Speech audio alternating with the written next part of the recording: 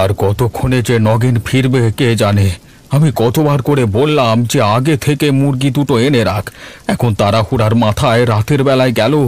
ও যে এত বড় ভুল কি করে কে জানে। একদম ভালো লাগে না আমার। এখন রাতের বেলায় গিয়ে কি ও আদেও মুরগি পাবে কি না কে জানে। বাবারে বাবা, আমাদের এবার প্রাণ না দিতে হয়। ওরে বাবা, ওই বোধ হয় এরপর আমাদেরকে মেরে ফেলবে। নগেন যে কি ভুল করলো। ওরে নগেন, তুই কোথায় গেলি রে? বাবু বাবু, আমি এসেছি বাবু, আপনি দয়া করে বেরিয়ে আসুন। একেবারে জলে ভিজে গেছি, দুটো মুরগি নিয়ে চলে এসেছি বাবু। আরে এ তো মনে হচ্ছে নগেনের গলা, কিন্তু ও আদেও নগেন তো নাকি সে আমাকে তার স্বর পরিবর্তন করে ডাক পারছে? আরে আরে নগেন, তুই সত্যি করে এসেছিস তো? বাবু বাবু, আমি সত্যি করে এসেছি। আমার খুব ভয় করছে এখানে দাঁড়িয়ে থাকতে, আপনি দয়া করে বেরিয়ে আসুন।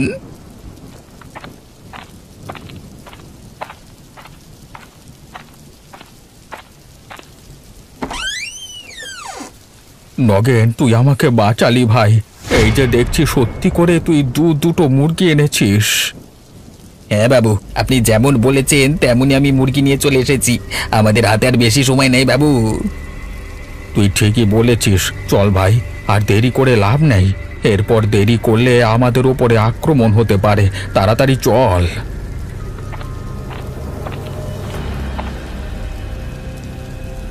বাবু, দরজা খুলতে আমার খুব ভয় করছে যে আজকে এমনিতে অনেকটা দেরি হয়ে গেছে। এরপর যদি দরজা খুলি আর যদি আমার উপর আক্রমণ করে তাহলে। নগেন, ভয় পেলে চলবে না। দরজাটা খোলবার ব্যবস্থা কর। ওরে বাবা, বাবু আমাকে বাঁচান, না হলে আমাকে মেরে ফেলবে আপনার মেয়ে। আজকে এত দেরি হলো কেন? আমি কখন থেকে না খেয়ে বসে আছি। ছেড়ে দে মা, ওকে ছেড়ে দে। আমাদের বড্ড বড় ভুল হয়ে গেছে।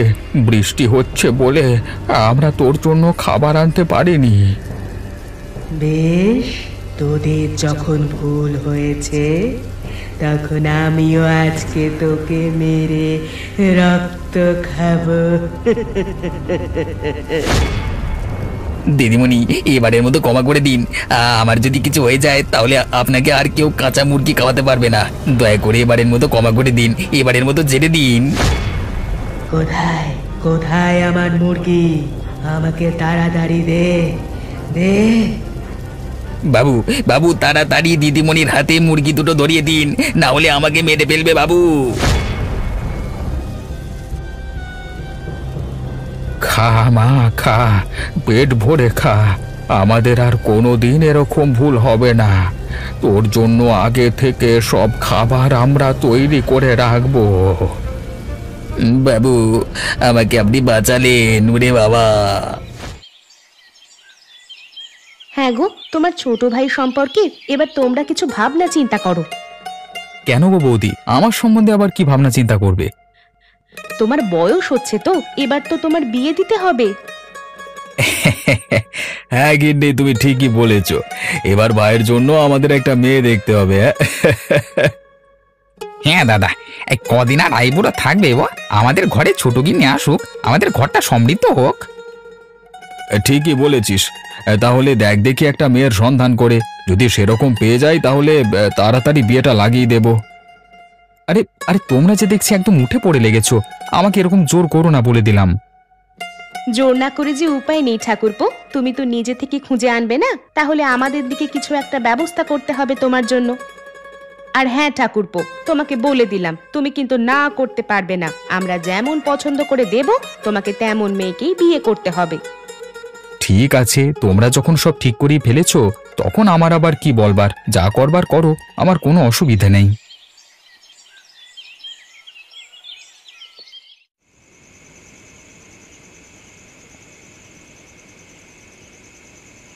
বাবু বাবু, আমার সঙ্গে তাড়াতাড়ি চলুন একবার, খুব দরকার আছে বাবু। কি হলো নগেন? কোথাও কিছু হয়েছে নাকি? কারোর কিছু ক্ষতি হলো না তো? নীলিমা কোথায়? দিদিমণিকে আমি ঘর বন্ধ করে রেখে এসেছি। সন্ধে হতেই আমি এই কাজটা করি আগে। আপনি আমার সাথে তাড়াতাড়ি চলুন একবার, তাড়াতাড়ি চলুন।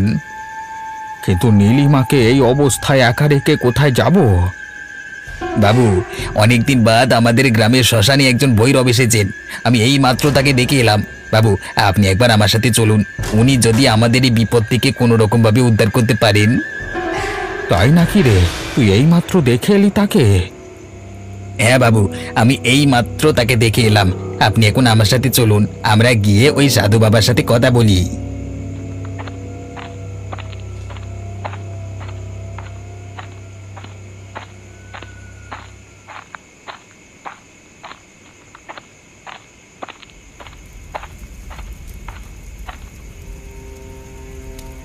তোরা কি জন্য আমার কাছে এসেছিস? বাবা, আমরা মহা বিপদে পড়েছি, আপনি বিপদ থেকে আমাদের উদ্ধার করুন। তোদের পেছনে সব সময় একটা কালো ছায়া ঘুরে বেড়াচ্ছে কেন?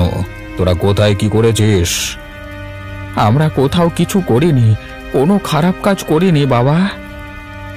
আজ থেকে কয়েক বছর আগে আমি একবার এই শ্মশানে এসেছিলাম। তখন এই বেলগাছের উপর একটা পেতনি বসবাস করত। সেই পেতনি গেল কোথায়? আমার বিশ্বাস নিশ্চয়ই তোদের গ্রামের কারোর উপর সেই পেতনি ভর করেছে। তোরা আসতেই আমি তোদের পেছনে কালো ছায়া দেখতে পাচ্ছি। নিশ্চয়ই তোদের পরিবারে এমন কোনো ভয়ানক জিনিস করছে যা তোরা আগে কখনো চোখে দেখিসনি। হ্যাঁ বাবা, আপনি ঠিকই বলেছেন, আমার মেয়ের উপর কিসে যেন ভর করেছে। এই গাছের পেতনি তোর মেয়ের উপর ভর করেছে। বাবা বাবা, আপনি কিছু একটা করুন বাবা, না হলে আমাদের মেয়েটা শেষ হয়ে যাবে। এখন তোর মেয়েকে কোনোভাবেই বাঁচানো যাবে না। ওই পেতনি তোর মেয়েকে শেষ করে ফেলবে। তোর মেয়ের আত্মাকে এখন ওই পেতনি বন্দি করে রেখেছে। তোর মেয়ের সারা শরীর ওই পেতনির আয়ত্তের মধ্যে। কিন্তু হ্যাঁ, একটা উপায় আছে। যদি তোরা সেই উপায়ে রাজি হোস তাহলে আমি বলতে পারি। আপনি যে কোনো উপায় বলুন বাবা, আমরা তাতেই রাজি। তোর মেয়েকে অন্য কোথাও বিয়ে দিয়ে দে।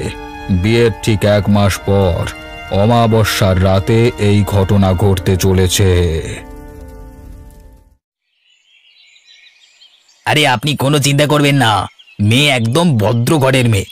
আপনারা সবাই মিলে একদিন আসুন না। হ্যাঁ, আমাদের বাবুর মন খুব ভালো, একমাত্র মেয়ে বাবুর, সব দিক থেকে ভালো, ঘরের কাজ ভালো করে গুছিয়ে করে। ভাইটার জন্য খুঁজছিলাম আর কি। এবার তো বিয়ের বয়স হয়ে গেছে, বিয়ে দিতে হবে তো। সে তো বটি। আমার বাবুও তার মেয়ের জন্য একজন সুপাত্র সুপরিবার খুঁজছিলেন। তা আপনাদের সঙ্গে তো আমার চেনা জানা বহু দিনের, তাই আমি আপনাদের কাছে এলাম আর কি। ওই তো দাদা চলে এসেছে। আরে নগেন যে, আমি কিছুদিন ধরে তোমাদের কথাই ভাবছিলাম। নগেন বলছিল সদানন্দ বাবুর মেয়ের সাথে আমাদের ভাইয়ের বিয়ের কথা। আমি সেই সম্বন্ধেই কথা বলবো বলে যাচ্ছিলাম। তাহলে চলো আজকে যাওয়া যাক নাকি? কি নগেন, সদানন্দ বাবুকে বাড়িতে পাবো তো? হ্যাঁ, বাবু বাড়িতেই আছেন।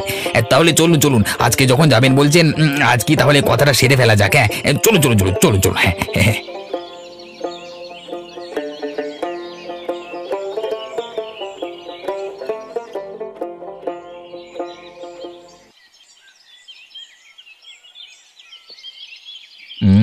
মেয়ের বিয়ের বয়স হয়েছে বটে, বিয়ে তো দিতেই হবে তাকে, কিন্তু আপনি আর কোনো কিন্তু করবেন না। আপনার মেয়ে আমাদের ঘরে ভালোই থাকবে। আমার একমাত্র ভাই, আমাদের ঘরের ছোট বউ, আমরা যে কোনো মূল্যে ওকে ভালো রাখবার চেষ্টা করব। ঠিক আছে, আপনারা আশ্বস্ত করছেন যখন, তখন আর আমার কিছু বলবার নেই। একটা দিনক্ষণ ঠিক করা যাক। আপনি চাইলে আমার ভাইকে একবার দেখে আসতে পারেন। তার কোনো প্রয়োজন নেই, আপনারা বিয়ের দিনক্ষণ ঠিক করুন।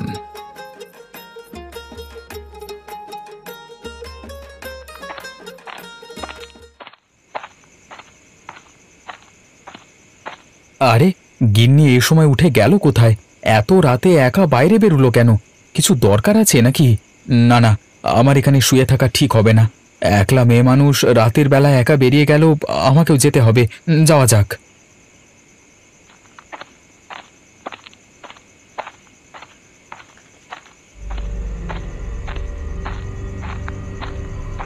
আরে এই সময় অন্ধকার রাস্তার মধ্য দিয়ে হেঁটে হেঁটে কোথায় চলেছে ও? যাই তো একবার পেছু পেছু গিয়ে দেখি।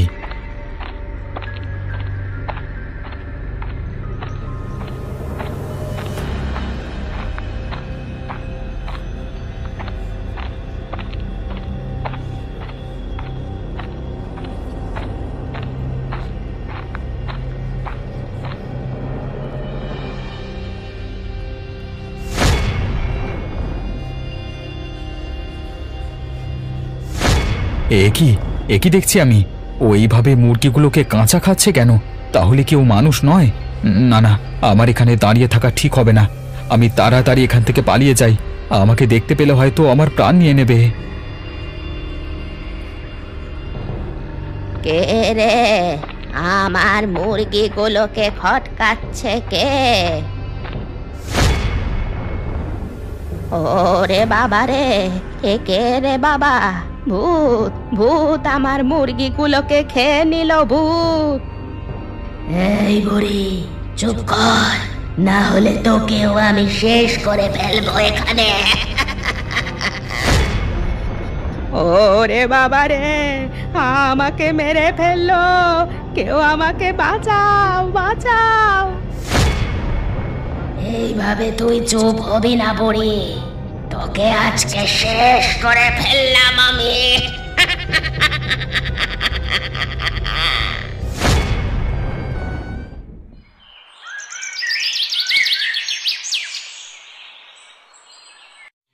কিরে ভাই, তোর শরীরটা আজকে খারাপ মনে হচ্ছে।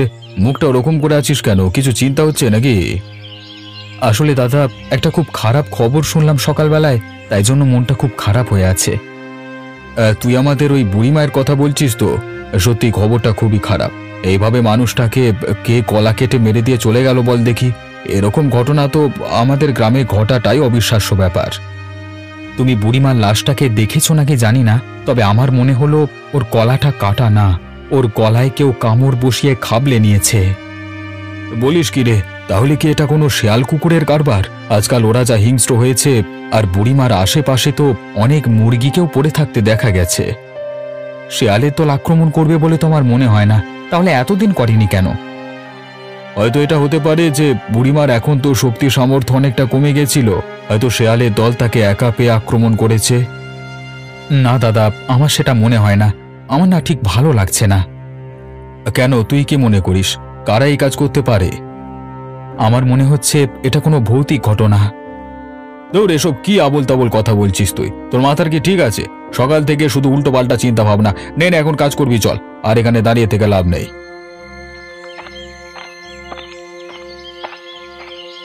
তোকে কি করে বলি দাদা, এসব আমার বইয়েরই কাণ্ড। আমি এখন কি করব বুঝতে পারছি না।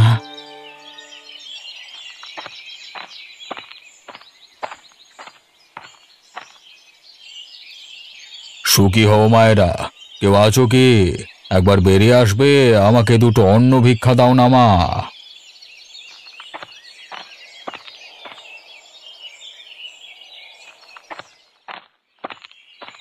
আরে কি হলো রে ছোট বউ, আবার ঘরে গেলি কেন?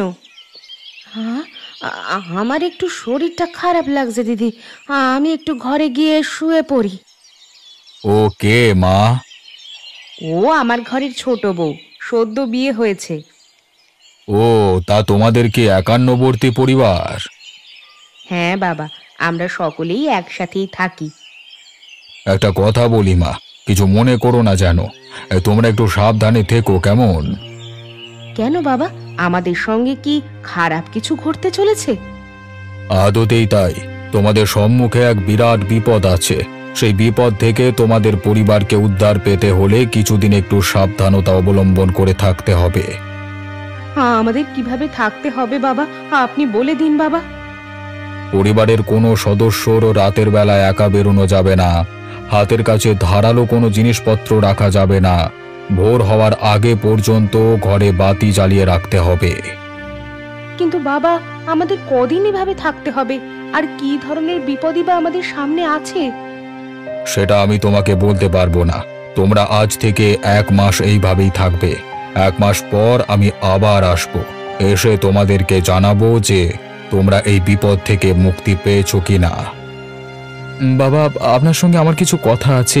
আপনি যদি দয়া করে একবার একটু এদিকে আসেন তাহলে খুব ভালো হয়। আচ্ছা চলো।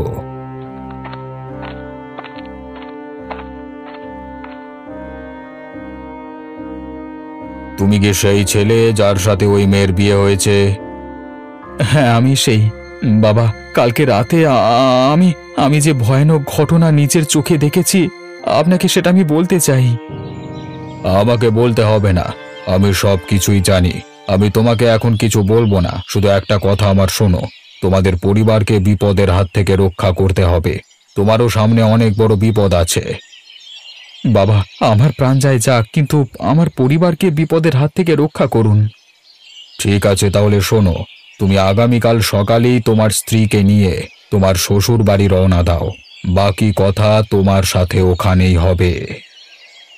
ঠিক আছে বাবা, আপনি যেমনটি বলবেন তেমনটি হবে। জানি না মেয়েটার কি খবর। যদি এখন ওরা আসল রূপ জানতে পারে আর আমাকে কৈফিয়ত চেয়ে বসে, তাহলে তো আমি অনেক সমস্যায় পড়ে যাব। আমার যাওয়ার কোনো জায়গা নেই। এই বয়সে এসে এত চিন্তা নিতে পারছি না। আপনি কোনো চিন্তা করবেন না বাবু, ভৈরব বাবা তো বলেছেন যখন আমাদের নীলিমা তার স্বামীকে রাতের বেলায় খুন করবে, তখনই ওই পেতনি আমাদের নীলিমা মায়ের আত্মাকে ছেড়ে দিয়ে চিরতরে এই পৃথিবী থেকে চলে যাবে। কিন্তু ওই নির্দোষ মানুষটাকে নিজের জীবন দিয়ে, না না না না, কিছুতেই এই জিনিসটা মেনে নিতে পারছি না। আমি নিজেকে ক্ষমা করব কিভাবে?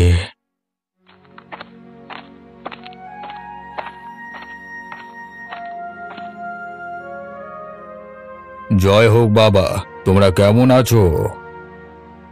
ভৈরব বাবা, আপনি এসেছেন? এদিকে যে আমি আত্মগ্লানিতে ভুগছি বাবা, আমাকে দয়া করে উদ্ধার করুন। আমি বুঝতে পারছি, তুমি কোনো চিন্তা করো না। আজকে তোমার মেয়ে জামাই তোমার ঘরে আসবে। তারপর আজকে রাত্রিবেলায় আমি একটা ব্যবস্থা করব। আপনি কি করে জানলেন বাবা? তোমার মেয়ে গত রাতে ঘরের বাইরে বেরিয়ে একজন বুড়িকে হত্যা করেছে। সেটা তোমার জামাই নিজের চোখে দেখেছে, কিন্তু এমনটা হওয়ার কথা ছিল না।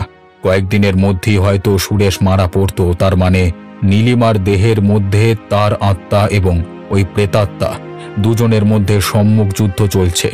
নীলিমা কিছুতেই চাইছে না যে নিজের লোকের উপর আক্রমণ করতে। তার মানে আমার মেয়েকে ফিরে পাওয়া যাবে? ওর ঘাড় থেকে ওই পেতনিটাকে নামানো যাবে? আমি আজ রাতে একবার চেষ্টা করে দেখব, কিন্তু আমি এখনো বুঝতে পারছি না ওই পেতনি তোমার মেয়ের ঘাড়ে চাপলো কিভাবে।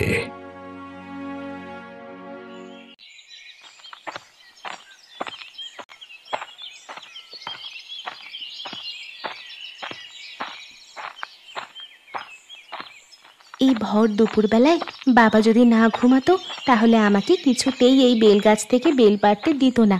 ভাগ্যিস আজকে বাবা ঘুমাচ্ছে, তাই জন্যই তো আমি বেরিয়ে আসতে পেরেছি। যাই, চুপি চুপি বেল গাছ থেকে বেল পেড়ে নিয়ে ঘরে চলে যাই।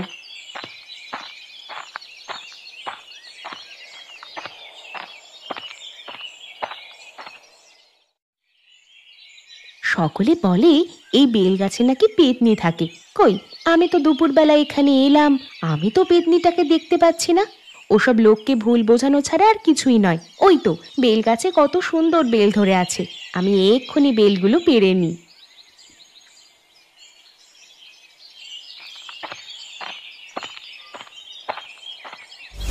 উফ, বাপরে বাপ, কাঁটা ফুটে গেল যে। খালি পায়ে এখানে এসে ভুল করে ফেলেছি। উফ, রক্ত বেরিয়ে গেল। রক্ত, মানুষের রক্ত। কতদিন পর আমি মানুষের রক্ত খাবো। ওরে বাবারে, এই যে সত্যি সত্যি পেতনি। আমি কি দেখলাম দিনের বেলায়? আজ থেকে আমি তোর শরীরে বসবাস করে তোকে ভেতর থেকে ধীরে ধীরে শেষ করে ফেলবো। কেউ তোকে বাঁচাতে পারবে না।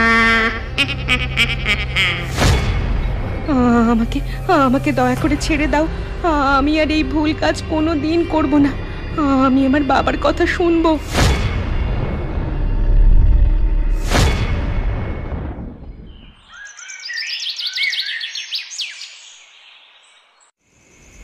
তোমরা দুজনে একটু সাবধানে থাকবে। অসাবধান হলেই ও তোমার উপর আক্রমণ করতে পারে। মনে রাখবে, আজ এই রাতে আমি শেষ চেষ্টা করব তোমার মেয়ের দেহ থেকে ওই পেতনিকে ছাড়ানোর। যদি কোনোভাবে আমার কাজ বিফল হয়, তাহলে তোমার মেয়েকে আর বাঁচাতে পারবো না। অতএব আমার কাজের মাঝখানে বিঘ্ন ঘটাবে না।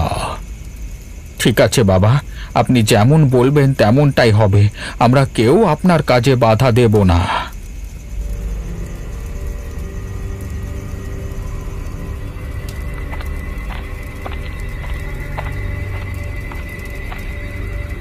কে তুই? তুই এই মেয়ের উপর ভর করে আছিস কেন? আমাকে তুই চিনতে পারছিস না? মনে করে দেখ, বহু বছর আগে তুই আমাকে ওই বেল গাছে থাকার জন্য বলেছিলিস। আজকে তুই আমাকে ভুলে গেছিস? মানব শরীর ধারণ করে তোর দেখছি শালীনতার রেশটুকুও শেষ হয়ে গেছে। তুই আমাকে তুই তোকারি করে কথা বলছিস? আমার আর কাউকে প্রয়োজন নেই। আমি এই মানব শরীরের মধ্যে সারা জীবন থাকব। যতদিন এই মেয়ে বেঁচে আছে ততদিন আমি এর মধ্যেই থাকব। তোর এত বড় সাহস! আমি তোকে বলে গেছিলাম যে ওই বেল গাছ থেকে তুই কোনোদিন নামবি না। তুই কিনা আমার কথার অবাধ্য হয়েছিস। মানুষের রক্ত দেখে আমি স্থির থাকতে পারিনি, তাই আমি এই মেয়ের দেহে আশ্রয় নিয়েছি। এই দেহ তোকে ছাড়তে হবে। কোনোদিন ছাড়বো না, কোনোদিন না। তুই যতই বলিস, আমি আর তোর কোনো কথা শুনবো না, শুনবো না। তবে রে শয়তানি, তোকে আমি এক সময় উদ্ধার করেছিলাম, তোকে আমি আশ্রয় দিয়েছিলাম, আর তুই কিনা আমার কথার অবাধ্য হচ্ছিস। তুই বাঁচতে চাইলে এখান থেকে চলে যা, না হলে তোর ঘাড় মোটকে আমি রক্ত খাবো। তুই এভাবে মানবি না। তোকে ঝাঁটা পেটা করে বিদে না করলে হবে না। নে তবে ঝাঁটার বাড়ি খা। ছেড়ে দিন, আমাকে দয়া করে ছেড়ে দিন। আমার খুব লাগছে, আর দয়া করে ছেড়ে দিন। আমি আর কারো ক্ষতি করব না। ভালো কথা বললে কানে নিস না, তাই না? তবে মর, তোকে আর কেউ বাঁচাতে পারবে না। তোকে সারা জীবনের মতো বন্দি করে রাখবো আমি। আমাকে দয়া করে ছেড়ে দিন। আমি এই মুহূর্তে এই মেয়ের দেহ ছেড়ে দিচ্ছি। আমি আর কারোর কোনো ক্ষতি করব না। দয়া করে ছেড়ে দিন। মেয়েটার লাগবে, ওকে অত জোরে মারবেন না। বাবু, আপনি দয়া করে কথা বলবেন না। উনি যা করছেন করতে দিন। আপনি দয়া করে আমাকে ছেড়ে দিন। আমি মানব শরীর পেয়ে অনেক ভুল কাজ করে ফেলেছিলাম। আমি আর কোনো দিন এরকম ভুল কাজ করব না। তুই এই মুহূর্তে এখান থেকে চলে যা, দূর হ। সদানন্দ বাবু, আপনার মেয়ে এখন ওই পেতনির হাত থেকে সম্পূর্ণ মুক্ত। ওকে আমি একটা তাবিজ দিয়ে যাচ্ছি। তাবিজটা হাত থেকে কোনো দিন খুলবেন না।